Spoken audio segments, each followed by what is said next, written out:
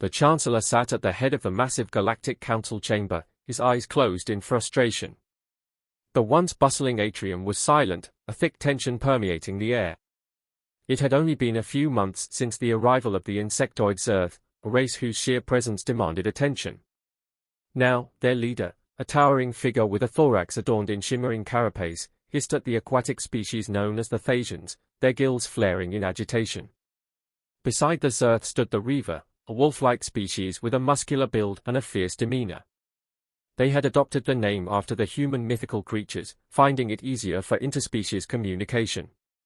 Both the Zerth and Reaver glared at the sentient crystalline beings, the Crier, whose multifaceted eyes reflected the lights of the chamber as they attempted to maintain an air of superiority despite their evident unease. The Chancellor's voice broke the silence, echoing through the chamber. "You mean to tell me that the Crier attacked a human outpost where both the Zerth and the Reaver had sent their representatives to observe a cultural exchange?" His tone was incredulous, drawing the attention of the other assembled races. "And not only did you fail, but you were repelled by an ancient generation-class colony ship, a civilian vessel with minimal defenses?" The Crier representative's crystal facets shifted in what could only be described as a nervous twitch. A series of chimes and hums emanated from their core, swiftly translated by a hovering device. That was no outdated vessel, it was a warship in disguise. It crushed our ships as if they were mere trinkets, something our analysis indicated should be impossible. An admiral from the far side of the chamber stood, his expression stern. "You were defeated by a ship that has been in service for centuries, a relic of the human protectorate wars. It's well versed in combat tactics, even without its crew." The Chancellor sighed heavily, his gaze shifting to the Reaver and the Zerth. Their podiums illuminated as the Reaver representative, a hulking figure with thick fur and piercing eyes, stepped forward. "Yes, Chancellor. Our observation vessels reported the attack and the subsequent defense by the human colony ship. The humans extended their protection to our people, inviting us to witness their combat traditions." The Zerth leader's antennae twitched in agreement. "The humans welcomed us, taught us, and fought alongside us. We would be remiss to ignore their strength and potential as allies, especially after the Crier's unprovoked aggression." The Chancellor's face paled as he realized the implications. Two of the newly discovered races had allied with humanity. The other young races watched in awe, their interest piqued by the unexpected turn of events. Just then, the chamber doors slid open, and a human admiral, dressed in formal attire, entered. "Apologies for my tardiness," the admiral said, his voice calm but commanding. "I was delayed due to an urgent matter involving a hostile fleet. Now, what seems to be the issue here?" The Chancellor gestured to the Crier representative. "They demand compensation for their lost ships, claiming they were unjustly attacked by the human colony ship." The Admiral's eyes narrowed as he turned to face the Crier. "You attacked a civilian settlement, threatening the lives of our people and those of our allies. Your demand for compensation is laughable."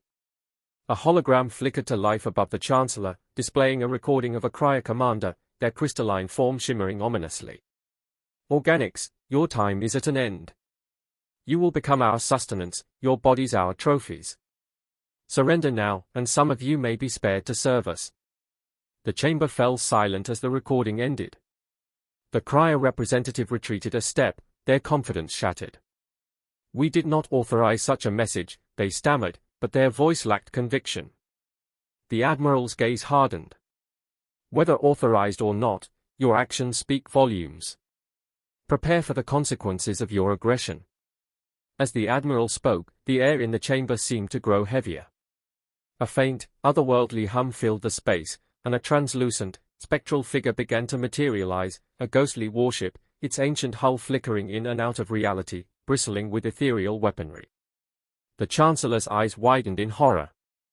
"The USS Phantom," he whispered, recognizing the legendary vessel rumored to be haunted by the spirits of its fallen crew. The spectral ship loomed over the Crier, its presence oppressive and terrifying. "Make your choice," the Admiral said, his voice echoing with a ghostly resonance. "Stand down and face judgment, or be eradicated." The Crier, trembling, bowed their crystalline head in submission. "We will withdraw our claim and seek peaceful resolution," they conceded, their voice barely audible. The Admiral nodded, and the spectral ship began to fade, its mission complete. The Chancellor exhaled a breath he hadn't realized he'd been holding, grateful for the temporary reprieve from what could have been a catastrophic conflict. Now, the Admiral said, turning to address the Assembly, let us discuss the future and how we can ensure such incidents do not occur again. We have much work to do, and unity will be our greatest strength. The chamber slowly returned to its usual hum of activity as the representatives began their discussion, the presence of the spectral warship a lingering reminder of the consequences of crossing humanity and its allies. The Assembly's tension eased slightly as the representatives began discussing terms, potential alliances, and strategies for maintaining peace. The human admiral, having demonstrated both strength and the willingness to negotiate, became a focal point of the discussions. The Chancellor, regaining his composure, addressed the gathered species. We have witnessed today the consequences of unchecked aggression. Let this be a reminder that cooperation and understanding must prevail over conflict. Admiral, your presence here signifies the gravity of the situation. Please continue to guide us in these deliberations. The Admiral nodded, stepping forward. First and foremost, we must establish a council dedicated to mediating disputes and fostering communication between all member species. This council will act swiftly to prevent misunderstandings that could lead to conflict. A murmured agreement rippled through the Assembly. The Chancellor quickly moved to formalize the proposal. All in favor of creating a galactic mediation council, signify by raising your right appendage. The response was nearly unanimous, with only a few hesitant votes against. Excellent, the Chancellor continued. The next matter is the integration of our new allies, the Zerth and the Reaver, into our defense network. Admiral, your expertise on this would be invaluable. The Admiral smiled slightly. Both the Zerth and the Reaver have demonstrated their willingness to stand alongside humanity. We propose joint training exercises to ensure interoperability among our forces. These exercises will not only enhance our defensive capabilities but also build trust and camaraderie among our species. A Reaver representative, his fur bristling with determination, stood to speak. We accept this proposal. Our warriors are eager to learn and fight alongside our human allies. Together, we will be stronger. The Zerth leader's antennae twitched in agreement. The Zerth concur. We will contribute our expertise in stealth and reconnaissance to these joint exercises. As plans for the training exercises were laid out, a holographic map of the galaxy appeared above the Chancellor, highlighting areas of strategic importance. We must also address the ongoing threats on the outskirts of our territories, the Chancellor said. Admiral, what intelligence do you have on these incursions? The Admiral's expression grew serious. Several hostile factions are taking advantage of our current disarray. We have identified key sectors where these incursions are most frequent. I suggest deploying mixed species task forces to these regions, combining our strengths to repel these threats. A Thasian representative, her gills pulsing with interest, chimed in. Our underwater capabilities can provide unique advantages in certain terrains. We offer our services to these task forces. The Cryo representative, still visibly shaken but determined to make amends, added, our advanced shielding technology can offer protection for these task forces. We are willing to contribute. The collaborative spirit in the chamber was palpable. Species who had previously been at odds were now finding common ground, united by the shared goal of ensuring their mutual survival and prosperity. The Chancellor looked around the chamber, feeling a renewed sense of hope. Today marks a turning point for our galaxy. Let us move forward with a spirit of cooperation and unity.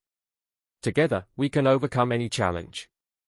As the Assembly adjourned for a break, the Admiral approached the Zerth and Reaver leaders. I appreciate your willingness to ally with humanity. This partnership will be crucial in the times ahead. The Zerth leader nodded, his multifaceted eyes reflecting the light. We have much to learn from each other, Admiral. Our alliance will be a formidable one. The Reaver representative's eyes gleamed with resolve. Our people are ready to fight and protect our new allies. Together, we will ensure peace in our galaxy. As the representatives mingled and discussed future plans, the Chancellor and the Admiral stood together, watching the interactions. It's remarkable, the Chancellor mused. What was nearly a catastrophic conflict has become an opportunity for unprecedented cooperation. The Admiral nodded. Indeed, but we must remain vigilant. Our enemies will not rest, and we must be prepared to defend our new alliances. This is just the beginning. As the assembly reconvened, the Chancellor took his place once more at the head of the chamber. Let us continue our work. There is much to be done, and the future of our galaxy depends on our actions today. With renewed purpose, the representatives resumed their discussions, laying the groundwork for a new era of unity and cooperation. The challenges ahead were daunting, but together they were confident they could face them head-on.